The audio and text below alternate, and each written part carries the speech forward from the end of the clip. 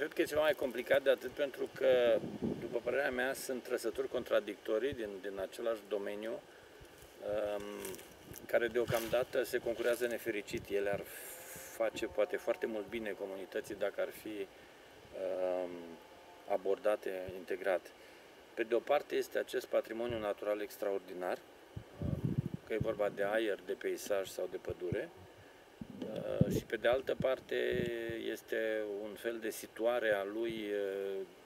destul de departe de axele de circulație,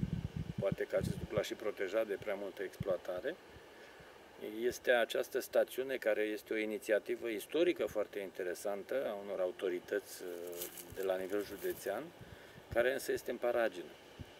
Pe de altă parte există ceea ce colegii voștri au sesizat, un fel de resemnare, de apatie socială în rândul membrilor comunității care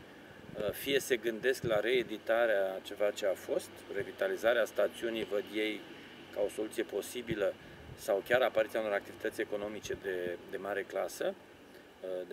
de mare grad de ocupare, iar pe de altă parte există un sens al identității pe care câțiva oameni din comunitate, mă refer la profesorul Albu, dar și alți oameni, îl afirmă foarte clar, care ține de o spiritualitate a locului, de o identitate a lui, de tradiții care ar merita cultivate, cunoscute și cultivate, păstrate, poate amplificate. Și aici avem din nou această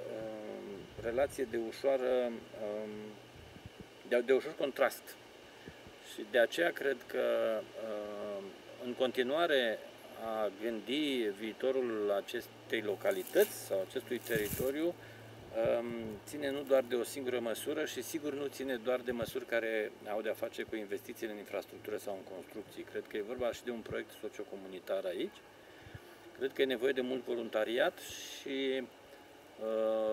mai cred că e nerealist să existe așteptări de supradezvoltare. Nu numai pentru că ea, după modelul Lepșa, poate că nu e de dorit și ar putea compromite unele din atributele locului,